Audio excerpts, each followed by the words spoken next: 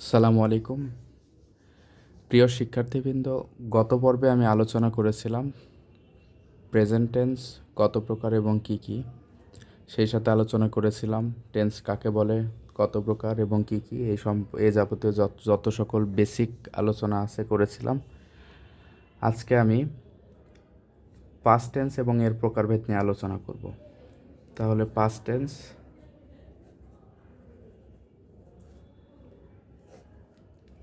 Tense মূলত চার প্রকার। একটি হচ্ছে পাস্ট ইনডিফিনিট,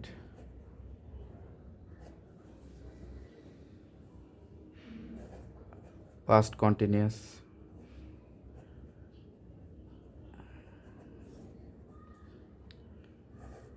পাস্ট পারফেক্ট,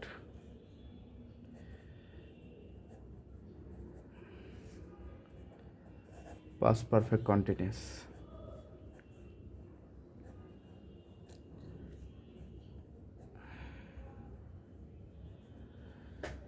আজকে আমি শুধুমাত্র পাস্ট ইনডিফিনিট নিয়ে ডিটেলসে আলোচনা করব, কারণ আমি যদি পাস্টের সকল টেন্স নিয়ে আলোচনা করতে চাই তাহলে কিন্তু আমার ভিডিওটি অনেক লম্বা হয়ে যাবে। তাই আমি চাচ্ছি খুব স্বল্প সময়ের মধ্যে পাস্ট টেন্সগুলো নিয়ে আমি ডিটেলসে আলোচনা করি। পাস্ট ইনডিফিনিটটা নিয়ে। পাস্ট ইনডিফিনিট, তাহলে আমি যদি সকল ট্র্যাডিশনাল রুলসের বাইরে এসে যদি সেন্টেন্সগুলোকে লেখার চেষ্টা করি, তাহলে লিখি I came home yesterday. I came home yesterday. She went to school. She went to school.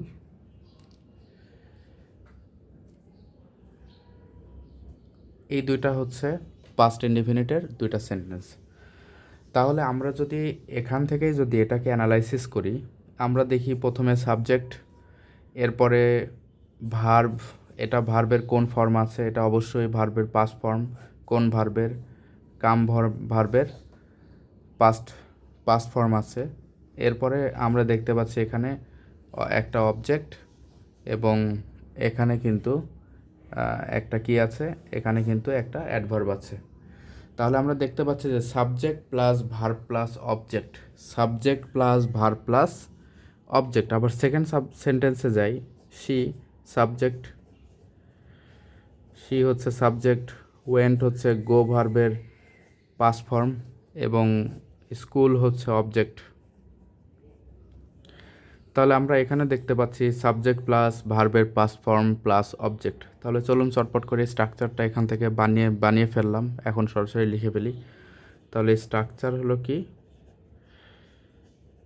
Structure হচ্ছে সাবজেক্ট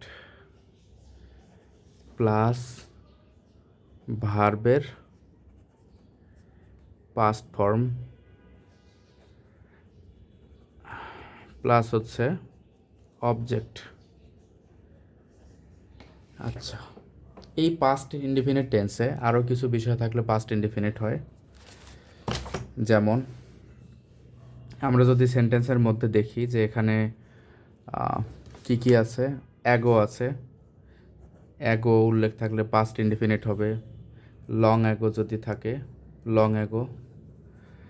তারপরে ইয়েস্টারডে যদি থাকে, ইয়েস্টারডে। তারপরে লাস্ট কথাটা যদি উল্লেখ থাকে, যেমন last night, last month, last day, এরকম যদি থাকে, এর সাথে ডে, নাইট, মান্থ ইত্যাদি যদি উল্লেখ থাকে, তাহলে আমরা বুঝবো যে সেটি হচ্ছে পাস্ট ইনডিফিনিট টেন্সের একটি সেন্টেন্স। আচ্ছা, এখন আরেকটা বিষয় হচ্ছে, তাহলে ডেফিনেশনটা কোথায় গেল? ডেফিনেশন আমরা কি লিখতে পারি? যদিও আমাদের পরীক্ষায় ডেফিনেশন আসে না, আমাদের মেইনলি সেন্টেন্সটাকে চিনতে হবে এবং আমাদের সেন্টেন্স অনুযায়ী আমাদের কাজ করতে হবে।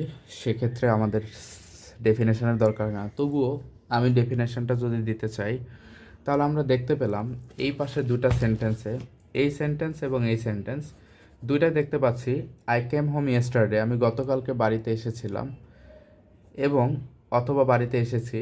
এখানে শি ওয়েন্ট টু স্কুল, সে স্কুলে গিয়েছিল। এখানে দুইটাই দেখতে পাচ্ছি অতীতকালে ঘটে যাওয়া দুইটা কাজ। তাহলে আমরা লিখতে পারি পাস্ট ইনডিফিনিট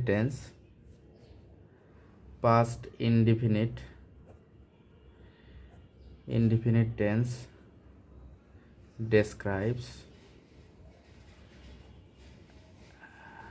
describes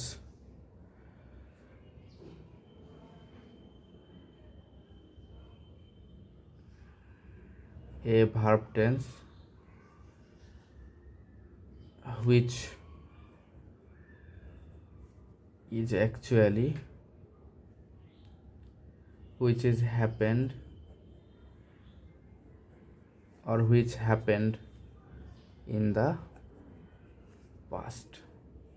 আচ্ছা, যাদের কাছে ইংরেজি জটিল লাগে কোনো প্রবলেম নাই, আমরা সরাসরি বাংলা লিখি। অতীতকালে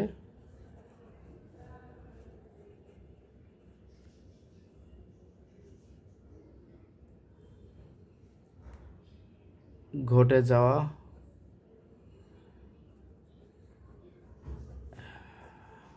কোনো কাজ অথবা করা হয়েছিল, অতীতকালে কোনো কাজ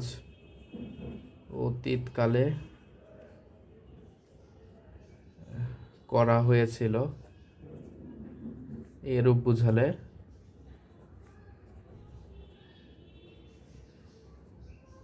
বুঝালে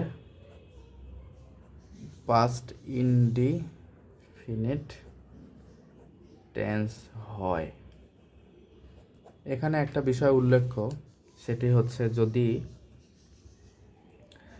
একটা সেন্টেন্সের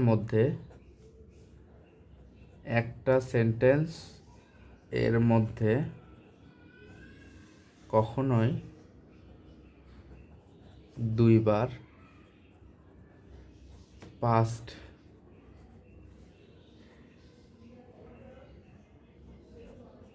ফর্ম হবে না।